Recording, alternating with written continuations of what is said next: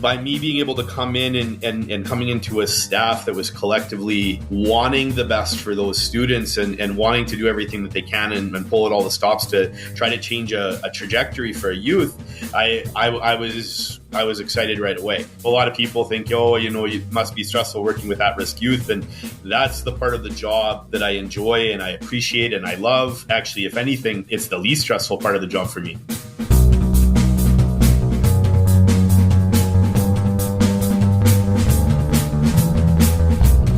Hello, welcome to another episode of Bunny Hugs and Mental Health, a free safe space for people to share and learn from others' experiences with mental health and addictions. I'm Todd Runnebaum, a suicide attempt survivor and a recovering substance abuser. Hey, I've got another wonderful episode here for you. This one is all about Cornwall Alternative School in my local city, Regina, Saskatchewan, if you will. And if you're a semi-regular listener in the last little while here, you've probably heard me mention them in the intros or outros of the podcast. But it's an amazing school that takes in grade 7s to grade 10s. They're really, really trying to get 11 and 12s. And what it is there's youth of that age group go there, and there are youth having extreme troubles in regular school, whether because it's mental health or problems at home or whatever, but for whatever reason, they are really not succeeding in a regular school. And they take them in there, and it's all set up with a food program. They have 2 full-time counselors there.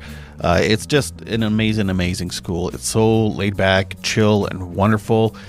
And these are all just amazing kids that are just having trouble in regular school. They're having a rough go with life, so this school really helps them out and gets them, the love and support they need. So on this episode, I'm speaking with the principal and CEO, I believe he is. His name is Bryan Rice, and also one of the counselors there.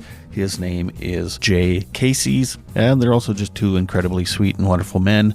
I had the pleasure to spend a few days at the high school there, kind of on a mentorship kind of programmy thing, and I'm telling you, it's an amazing, wonderful place. I'll put in all the places where you can go and check them out online, and you can send donations, whether it's in kind or funding with money. It's all very, very, very, very welcomed. Something else very welcomed is sharing, rating, reviewing on Apple Podcast, this podcast. If you could do that, that'd be amazing. I get messages from people all the time saying how wonderful the guests are and how people are taking away such wonderful information, and they're not feeling alone and they're feeling supported just by listening to a podcast. So you can actually help people just by sharing, rating, and reviewing, and that would be just incredible of you. Also in the show notes, if you want to buy me a coffee or some merch, they're there too. But anyway, let's get into this episode. So without further ado, I give you Bryan and Jay. Historically, the school started, I believe, by a few social workers. We're 51 years in now. And what they had noticed, that there was a bunch of students in Regina, student age children that were in Regina that weren't in school. They weren't attending classes. So they created a kind of a tutoring house. And then through the tutoring house that was originally on Cornwall Street, they were able to kind of meet those needs and then build it and then eventually become a school that would work with at-risk youth or students that didn't fit into the mainstream system for one reason or another. Historically, with the students that were at Cornwall until now, there's always been a big variety. And I think that Cornwall has evolved throughout its history to meet the needs of a lot of different students in a lot of different ways. Again, society changes and there's trends and different things like that. And if you look at our student population that I've had for 3 years here, there's a major diversity for why a student attends here and why they may have had some challenges in the other school. For barrier removal, we have a food program for breakfast and lunch. We also have transportation, and we also have a special team full of counselors and outreach. And I'll kind of let Jay take it from here on that aspect of it. Hey, yeah. So I am one of the 2 counselors here at Cornwall School. Started about 4 years ago, and part of my role is just to offer a safe space for children. The best thing I can do is just kind of co-regulate our youth as they kind of go through the wonders of life and whatnot. So it's been a good place. I love it here. I wouldn't change it for the world. And it's just, here for the students, here for the kids, trying to make some good positive changes.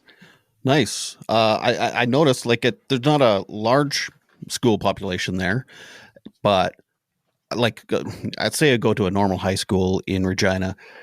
There's maybe one counselor for maybe 1,000 students.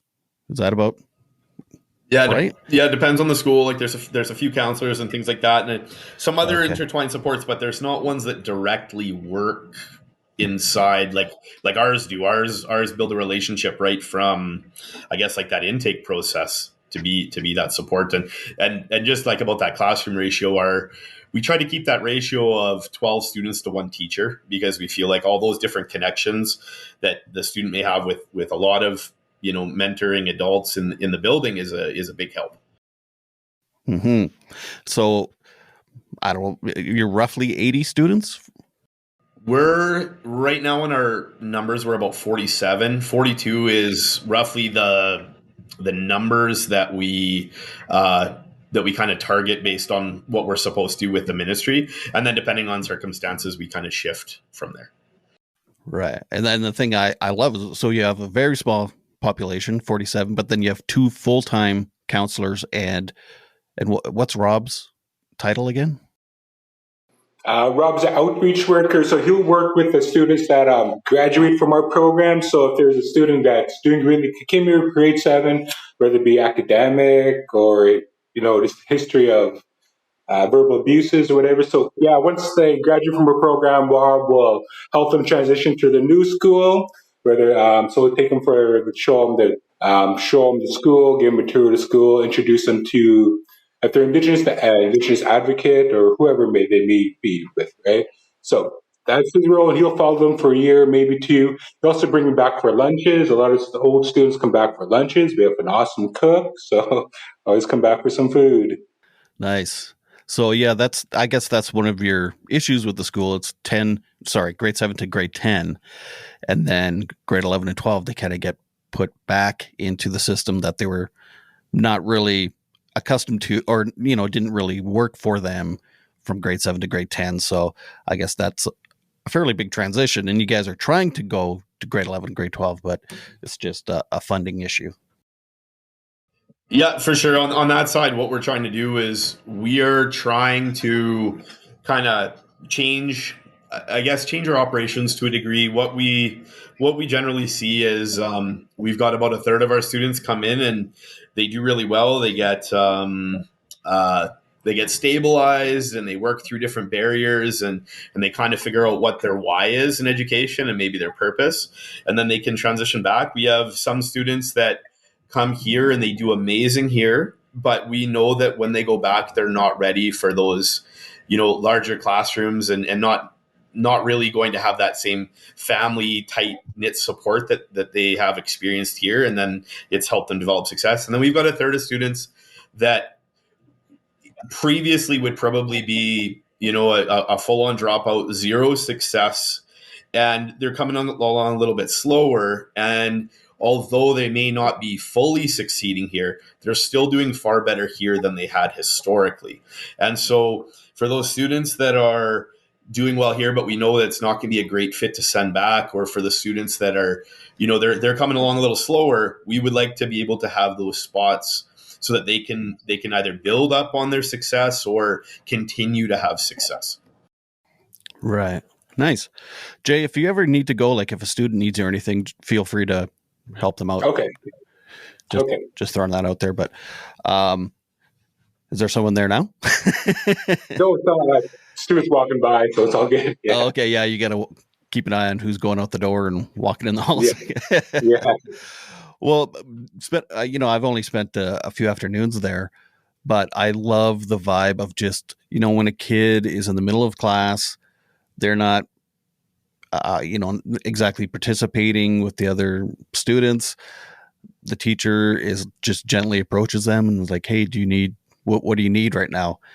And some of them want to go talk to Jay or talk to Rob or just need to go to the gym to dribble basketball for 20 minutes, and it's just, okay, you go do what you need to do, because that's what the school's all about. It's amazing.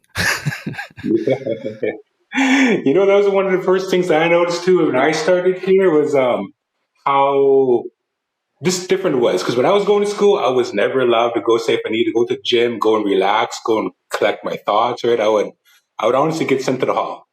Go sit in the corner or go outside the classroom, go sit there.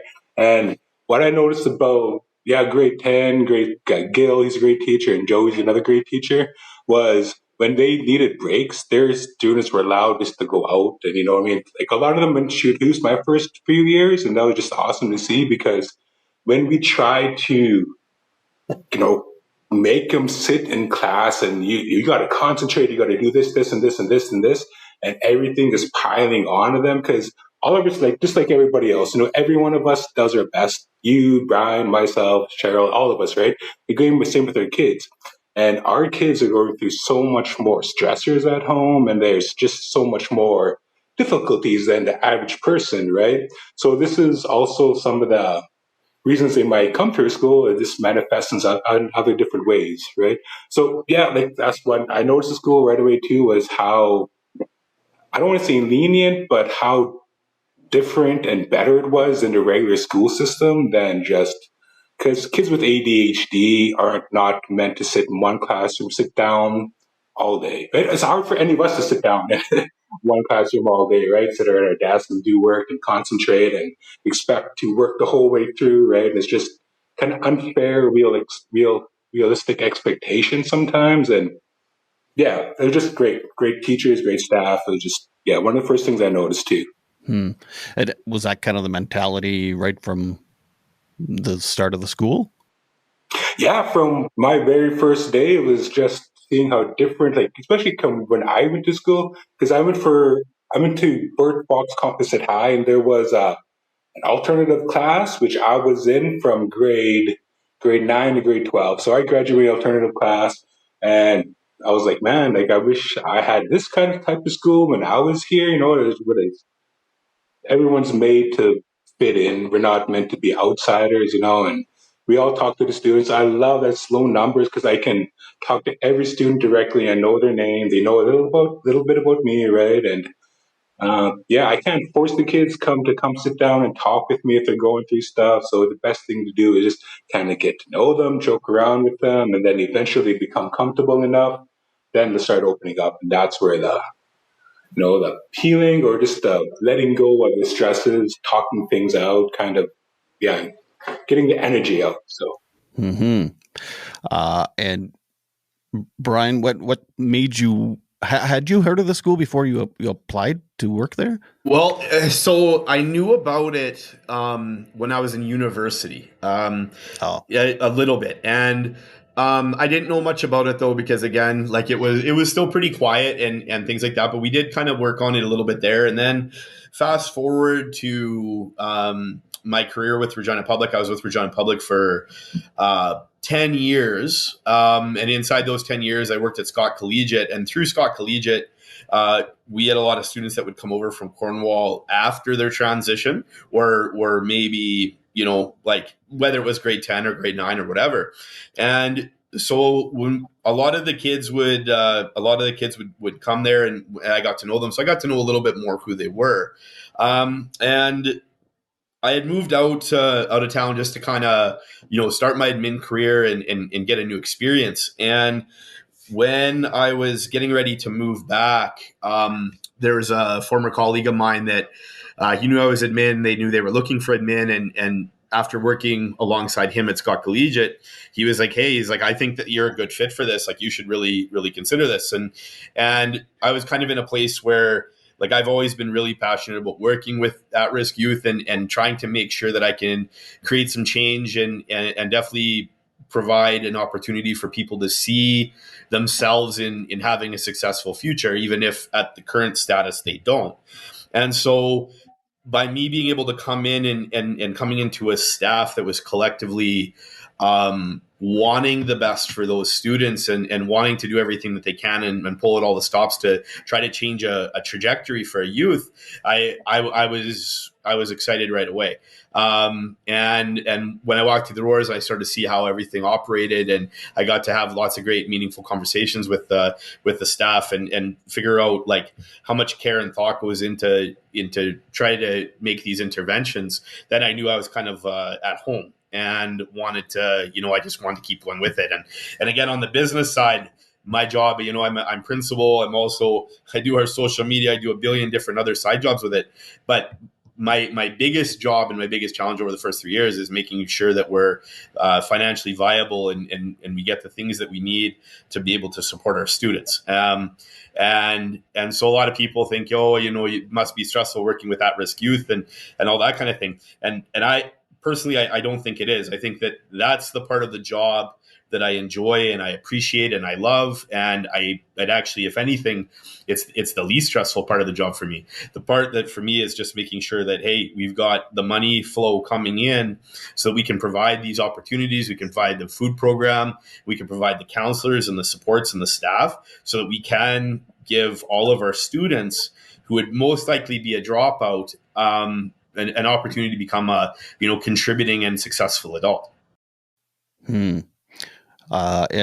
Jay, you obviously wanted to work with at-risk people because you're a counselor.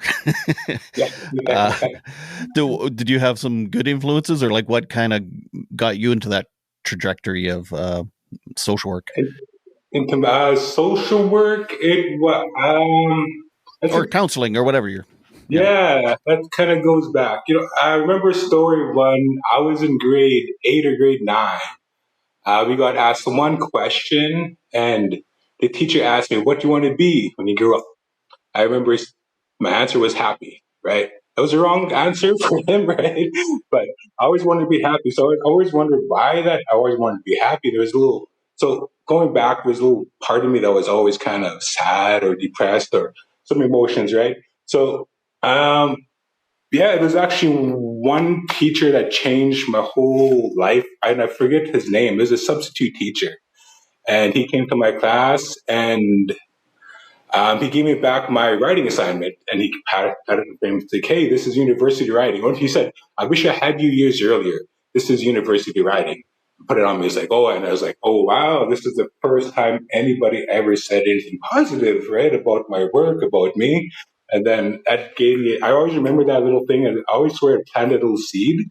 Because before that, I didn't think a whole lot about myself, low self-esteem, low everything, right? So I graduated school. I started working. I used to work in steel factories until I was 30. And then I just kept on hurting my back. And I asked the doctor, "What can you do?" And he says, "Quit your job." I was like, "Oh, I just can't quit my job. It's not that easy. I got a way of living already. I got this, and that." And eventually I hurt my back so bad. And I was like, "Yeah, I got to change something." And then I always remember that one teacher is like, "Hey, this is university writing." So I applied as a mature student to university at the young age of 30. And yeah, I got in, and guess what my first mark was, my very first exam? F. Oh, it was close too. I got a 64. I was so proud of it though. Because I was like, imagine what I could do if I studied, if I applied myself and everything, right? And those didn't happen till the very last year. But in my very first year, I've been through a breakup of 10 years. I lost my best friend, and I lost my pet, all within 4 months of each other. So it was pretty crazy, pretty sad time for me. So I went to counseling when I was in First Nations University, awesome counselor, Marlene, and totally helped me change the trajectory in my life. And it was her that made me want to become a counselor. I was like, man, she helped me so much. I wish I can help others the way she helps others, right? So in my mind, it was like, when I grow up now, I want to be like Marlene. And I was like, I can't be like Marlene because I'm a guy. I got my own qualities, my own things. So I just tried to hone down on those. And yeah, after school, I graduated, went to Northern BC. I was working as a child and youth mental health. So I was the one going into schools for an hour a week. I noticed that wasn't enough time spent with the children. most of the stress in their life happens at home. And I was like, well, maybe if I'm in their life a little bit more, I could help a little bit more. So I transitioned to the school. And yeah, it's been here for 4 years now. Nice. And what kind of success stories are you guys seeing since you've been there? Like with students, I mean, like, are they like? I understand not everyone's gonna become a doctor or whatever, but what are some of the happier moments I guess you've seen since being there? For me, I think it's like, again, we've got quite a few stories. We've got some students that have shown up with pretty much no hope, no purpose, and then all of a sudden one day you see that click, and it's like, I had some mentorship early in my men career, and I was told that sometimes people may need something shared with them 20 to 30 times in 20 to 30 different ways before it finally clicks. And when you get to see that click, when a student goes from kind of being supported and dragged along, and then kind of like that, I guess, that extrinsic motivation of, the different reward programs we provide, and those things, then all of a sudden they start to decide for themselves that, hey, this is a path I want to do. And it's that intrinsic shift that is the one for me. We've had one student in particular that, he came in having no real clue of any hope, and there was a lot of overwhelming fear and just anxiety based on what the future held. And that student ended up becoming a community leader, has been offered lots of different national places as far as like being an advisor. He's doing amazing things for the community, and he's going to be successful. And for us, if we didn't exist, then I mean that story isn't there, right? Like, we were able to kind of take that trajectory and then completely turn it around, and then not only have somebody kind of start to be okay in school, but start to really start to put a stamp on what their life could look like. Well, I noticed as soon as I walked in, like I didn't do like a full 1 hour talk or anything, but I just was introduced to a lot of the classes and stuff. And I always introduce myself as a suicide attempt survivor. I'm in recovery of addiction and recently diagnosed with ADHD. Especially when I'm talking to kids, that's how I introduce myself. And the amount of kids that like lifted their heads off the desk or their eyes lit up, and it was just like, they felt like, I don't know, they just related and they felt seen, and they felt like, oh, this guy's kind of like me or like my parent or whatever. And it's amazing when you just validate a kid, just how much that can affect their trajectory going through the rest of their school system. So yeah, it's amazing. Speaking of the students, and addiction, I know, I mean, pretty much everywhere in North America right now, there's the opioid crisis and a lot of addiction and record-breaking overdoses and suicides. How many of these kids are either have addiction issues or have parents with addiction issues? I mean, not specific numbers, but there's definitely an ebb and a flow. Like I would say, again, like when we were talking about just again, everybody's very complex and everybody's very diverse. And I think that there's been kind of a shift in higher trajectories and lower trajectories. I would say it's always going to be something that's there, right? Like we're a school for at-risk youth, so it's always something that's going to be a part of our program. And the nice thing is we have the ability to work with those as well as the other agencies to provide that support and make sure that this is a safe meeting spot, that we have an addictions counselor that comes in once a week, and so we make sure that we're set up for those, right? As far as like just the ratios go, like it probably could be anywhere from maybe a tenth at sometimes, or just a handful at sometimes, all the way down to, or to like a kind of like a higher percentage of 30, just depending. Bunny Hugs and Mental Health is supported by Co-op. I've been a member of my local co-op, Sherwood Co-op, for about 20 years. If you live in Western Canada, especially the prairies, or spent any time here, you've probably fueled up or bought groceries at a co-op. You might even have a co-op number, or 2, or 3. You know if you know. But co-op is not just a gas bar or a grocery store. Although co-op is those things too, it's a different kind of business. Co-op members are owners and success is shared with everyone. Your co-op doesn't benefit one person or one corporation. Your co-op was built for everyone. Your co-op was built for your community. Learn more about co-op and find a location near you at co-op.crs.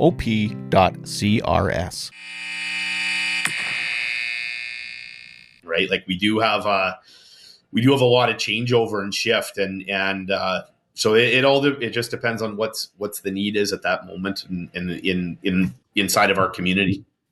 You did mention when I was there, I don't know if you don't want this in, I can cut out, but that a lot of the students have actually lost parents to addiction. Like actually their parents like lost their lives. And yeah, if I recall, you were thinking it was around 25 to 30% of the students. Yeah. Incredible. That's a thing right now. Like it's a pretty, like this is a pretty high, it's a pretty high number in general for that currently, but I think that's also a reflection on just kind of the community in general, whether this year alone I've known 3 people that have taken their own lives, and it just seems like that those kind of numbers and that kind of hopelessness a little bit has been leading to that, and just on how things have been going, right? So, but yeah, definitely it's kind of an epidemic in our community, and we try to do the best that we can to kind of support that, and I mean that's a lot of what Jay and Cheryl and Rob do, and then with our teaching staff trying to kind of work off of that. But yeah, definitely it's a lot higher number than one would expect or want to see, that's for sure. Jay, how do you manage knowing what the kids are going through and knowing sometimes they go home and everything that you've just talked with them that day is kind of like thrown out the window, or something new at home happens and then it's like, yeah, it's very hard not to take things home, right? So I just have my own practice of self-care. Like I come here and smudge in the morning. I smudge various times throughout the day just to help clear my aura, cleanse myself. I go to counseling myself once a week. That really helps kind of clear and shift my whole mental state.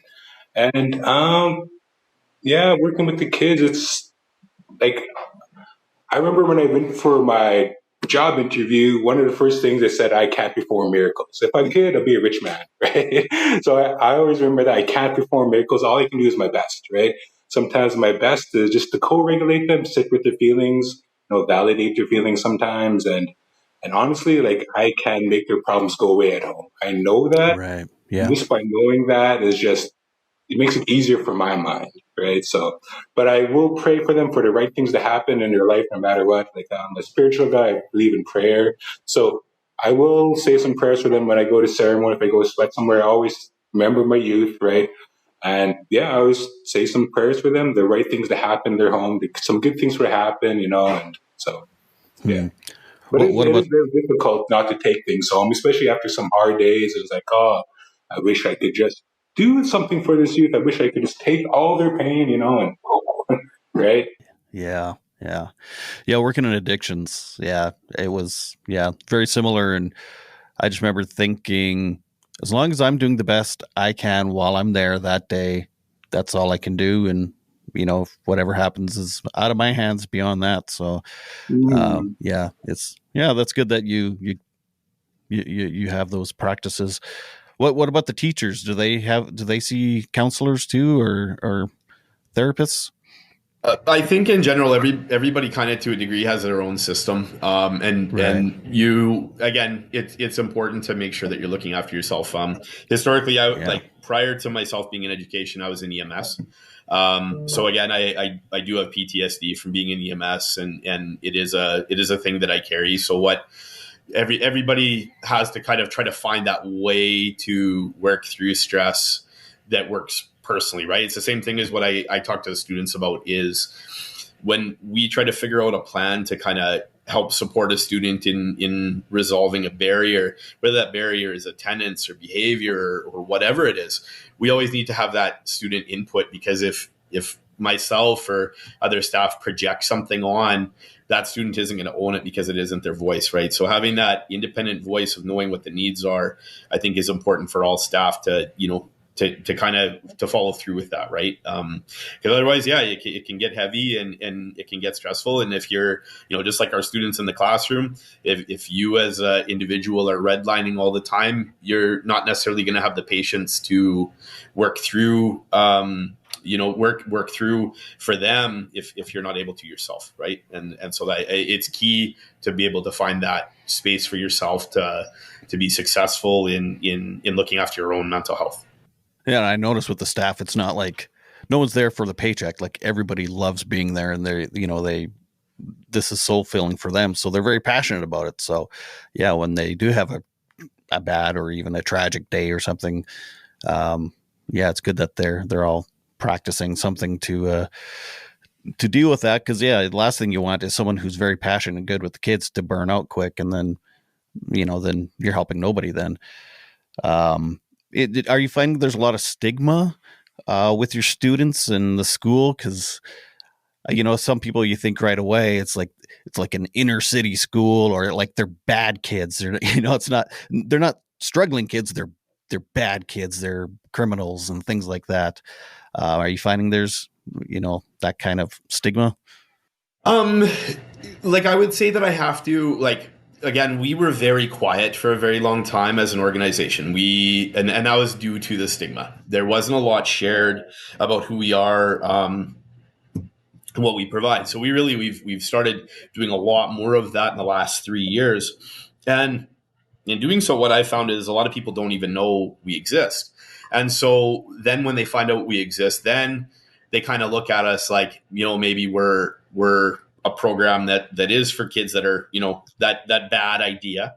And then I kind of I share that idea about what we actually are and what we provide. And then when we are able to be in an opportunity where we can provide a visit or have somebody to come check out the place and stuff, they get to see really that everybody here is just students that have had some unfortunate circumstances and they're trying their best to get back on track.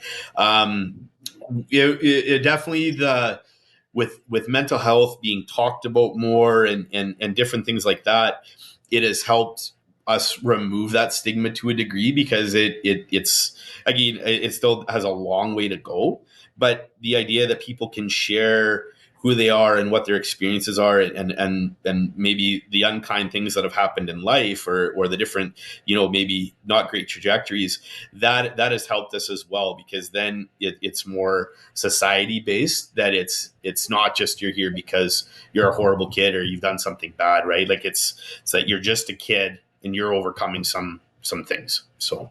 Mm-hmm.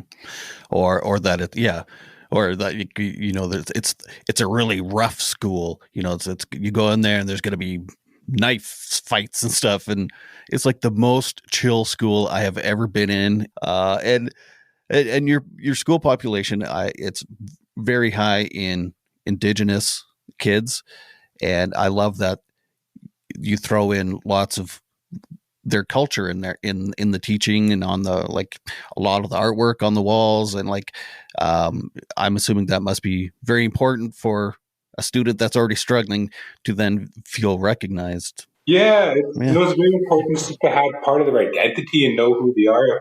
And some of our students they don't know if they're Cree or Soto, and you can kind of tell by their last names or reserves. So I tell them, it's like, hey, this you're Cree or you're Soto. Like, well, how do you know? It's like, well, you're from this reserve. Your last name is Soto. There's little things, and it's very important to just for our students to know who they are, especially seeing the artwork, all the different Indigenous activities we do, and the teachers do a really, really, really great job of incorporating that stuff into the classroom. So it's just I think it's unconsciously meeting one of their needs of being seen, being attached to to a sense of community, right? So it's just awesome.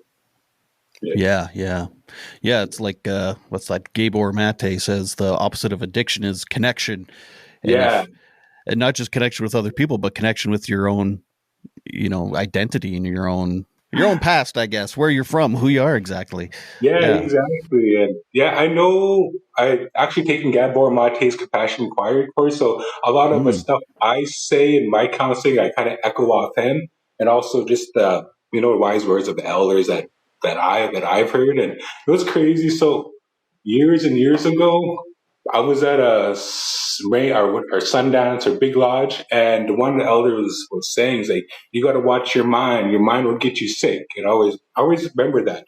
And then future 10 years later, university talking about Gabor Mate and some of the stuff he says and how our minds will make us sick. So what he means by that is our brains don't know what's reality and what's not, right? So if I was thinking I'm going through this whole stressful situation, my brain is going to release all the chemicals into my body. It's going to stir up my blood pressure. I'm going to get into this little mode where my heart's pumping, right?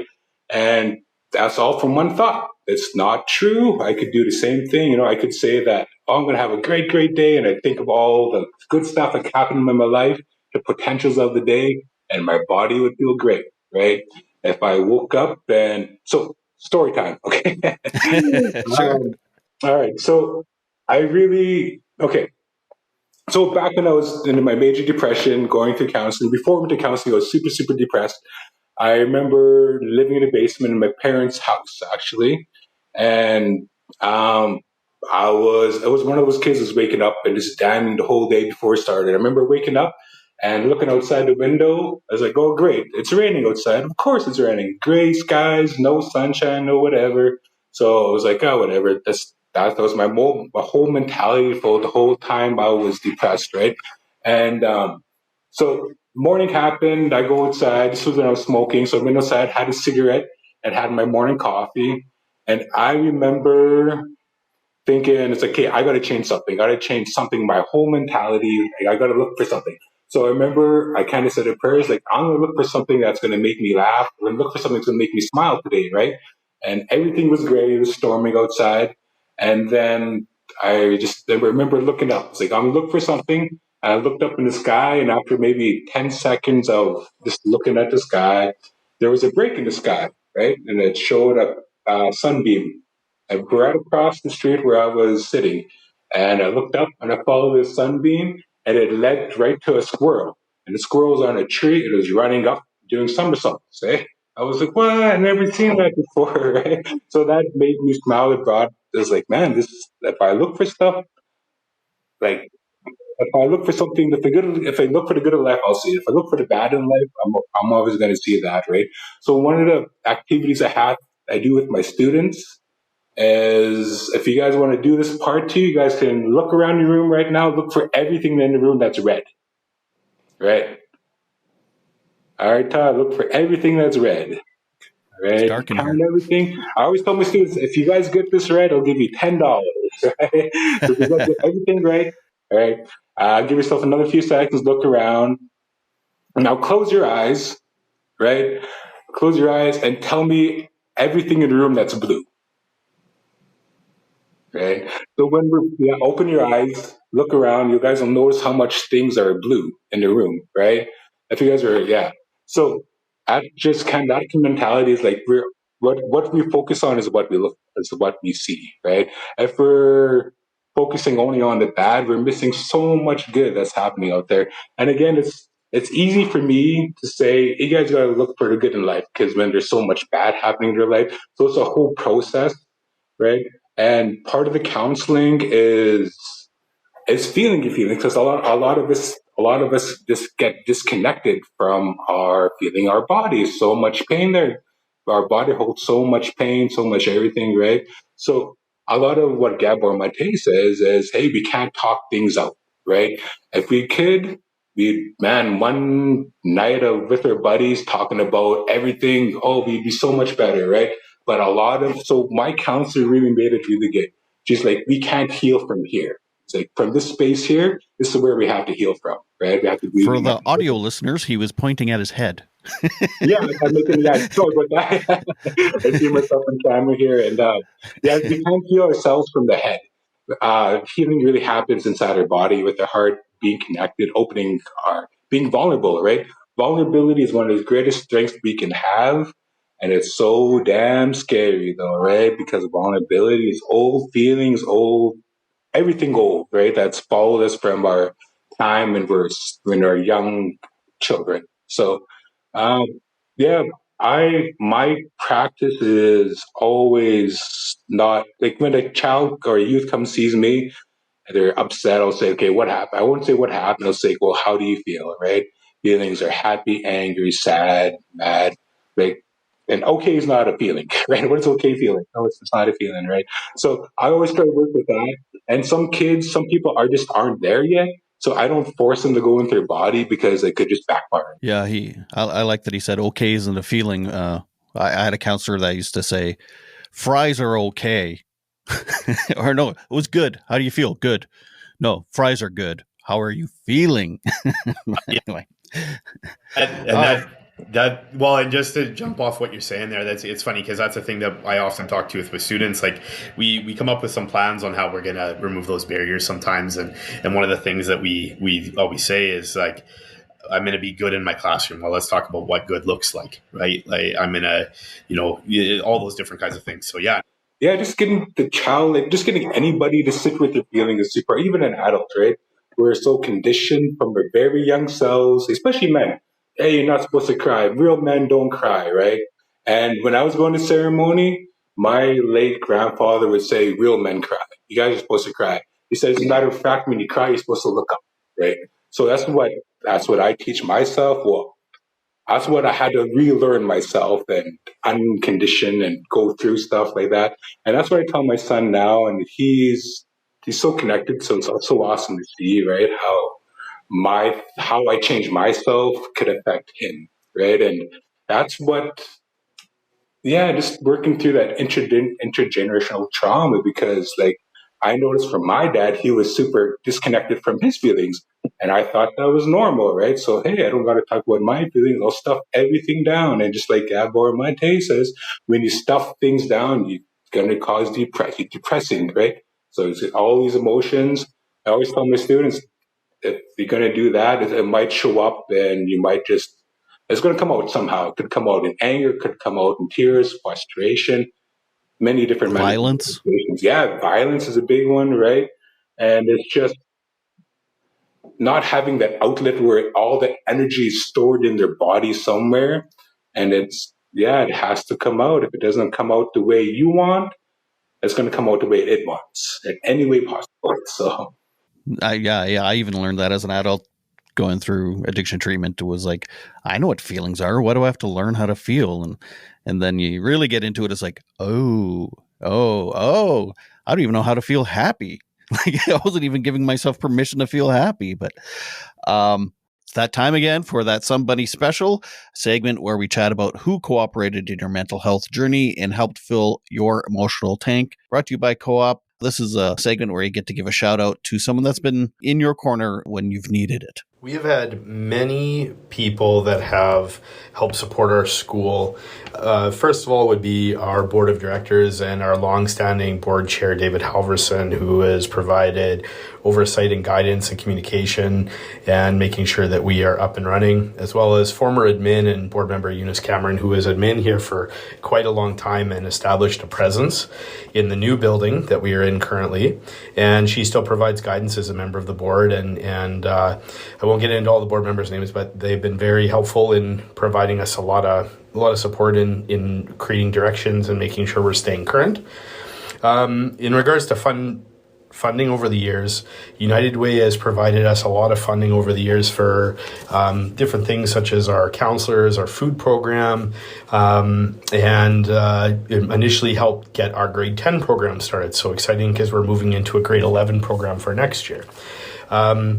There's been so many other donors like the High Noon Optimist Club. We've also had the CIF grants that have came through, the South Saskatchewan Community Foundation, so many to name. And then private donors as well. We have had a lot of private donors that have made sure that we've kept the doors open as well. And then lastly, Joel Peterson's given me a lot of guidance and support in building relationships in the community and kind of giving some blueprints and stuff to making sure that we're staying relevant and we're not only providing the need in the community, but also showing that we are providing a need in the community. I'm sure I'm missing a lot, but we really do have a lot of support, and we're looking forward to growing that network as we go forward. This has been another Some Bunny special brought to you by Co-op. So now I don't know, maybe this is a boring thing, but it's also fascinating, is the budget-wise, how does the school get funding? Because it must be like this constant looming thing is, are we going to have enough money to keep going? Yeah, no, it's definitely a challenge. So the majority of our funding comes from the Ministry of Education. And then we do a whole lot of grant writing. We always are hopeful for community donations. We try to do a whole bunch of fundraisers and things like that. But at the end of the day, a lot of what we do is kind of outside of what's funded in education. And so what we really need to do is we need to make sure that we're financially sustainable so that we can have all these great people working with these kids so we can kind of change those lives around. And it's tricky too, right? Because like a few years ago, a high school dropout, I believe, was $125,000 as a negative on the economy. Whether it was you enter into the justice system, whether you enter into health or social services, all those different things. Whereas if you are a high school graduate and you're on that like contributing an adult path, then you're adding a positive to the economy, right? And so it's challenging because a lot of the things that we do still fall outside of that, and we have to fundraise and we have to try to get donors and we have to try to get as many supports as we can. And I mean, for us being invisible for almost 48 years of our existence and really only being around like visibly in the last 3 years, we're kind of starting from square one and letting everybody know who we are. But that all the money and donations that we receive, whether they're to go towards the food program or to go towards kids' activities or to go towards like salaries, right? Infrastructure funding, things like that. Where we don't just have it based on our funding model. We have to try to find it in a lot of different sources. So anybody that comes out of the woodwork always with money or a different plan or opportunities, that's huge for us. So you not only take like financial donations, you would take in kind, whether it's food or even hardware supplies to keep the school looking good and functioning. And anything. Well, 100%. Like it just as far as like if a business wanted to donate, hey, we're gonna paint the school for you, right? Like we just had a boiler go this year. We run on a 2-boiler system. We currently have one operating only. It's brand new. The older boiler that was working at 75%, which made some pretty cold days in December and January, because it was only working at 75%. It died 2 days after the new one. So if we didn't have the funding for that, we were lucky that was provided for us by a mixture of Farm Credit Canada and the Canadian Tilling Foundation and a few other donors. If we didn't have that, then I mean we're without our physical building, right? We've had things like I mean when you walk around, you've seen all the windows. They're pretty wild. Like right now, going into this summer, we have to try to find a system because again, unfortunately, the way the climate is right now, a lot of windows get smashed and things like that, and so we've had to put in a lot of money for those and put in work. We even had a couple classrooms boarded up by 2x4s and plywood at some points. And we want our students to feel cared about, because if they have an environment where there's care and that and everything looks good, then they get to feel good, right, in their environment, and it feels safe, right? And so any time that we can receive donations or in kind anything, it's massive for us. It really changes the trajectory for our students, and it gives us a good beacon of support as well, because it reminds us that the community cares about what the work that we're doing.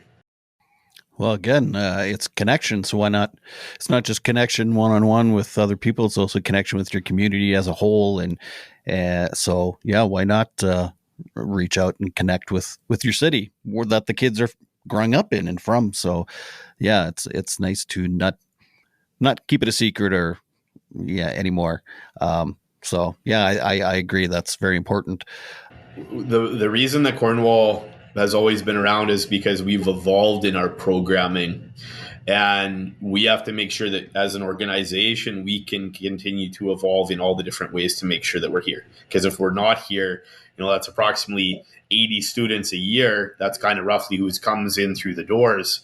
Depending on the transitions, if we need to make sure that we are sustainable. So, because otherwise that's approximately 50 to 80 kids a year that aren't going to graduate, and they're going to have some life struggles. And if that happens, then, I mean, at the end of the day, that's going into a far more expensive process, right? So, and I suppose, I mean, big picture, big dream, but also, a tangible dream is to be able to offer grade 11 and 12 as well, I'm guessing. Yeah, we want to get those graduates, and we want to see those kids through, and we've got some developments already with potential post Cornwall grad scholarship programs. So we're just waiting on the go ahead on that stuff, because that would be meaningful. And it, again, if we can get some of our students being community leaders and things like that, it's gonna go a long way, because perspective means a ton. And representation means a ton, and if we can get community leaders, it will definitely kind of makes for a more inclusive community, makes for a better society. It gives an opportunity for great leadership with a different lens. Mm-hmm.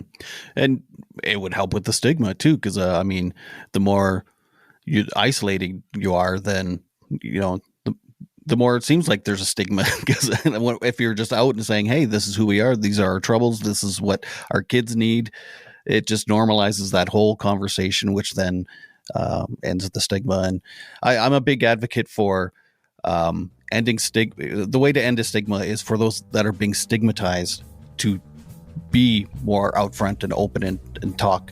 Otherwise, no one's going to learn on their own. People need to be informed.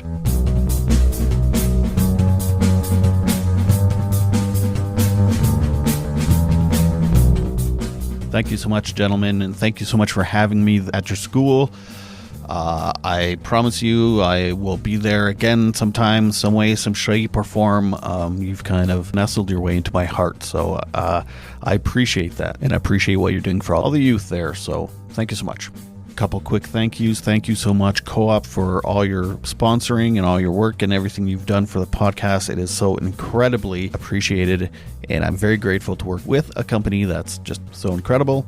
Thank you to Sticks and Doodles for making the sign that hangs behind me on the YouTube station. Well, which reminds me, if you want to watch this episode, it's on YouTube at the Bunny Hugs and Mental Health channel there. Thank you so much to Regina Plumbing and Heating for all the work they do. If you need some plumbing, heating, cooling, whether it's changing taps in your house or a major construction project, please give Regina Plumbing and Heating a call. And thank you to all of you for listening, and everyone that shared and likes and makes comments and bought merchandise and bought me coffees and all that stuff. It's all very, very, very appreciated. And it all makes a big difference, even if it's just a coffee here and there or just rating and reviewing. It's all very, very helpful. So thank you so much. So until next time, please remember to make your beds and take your meds. Bye.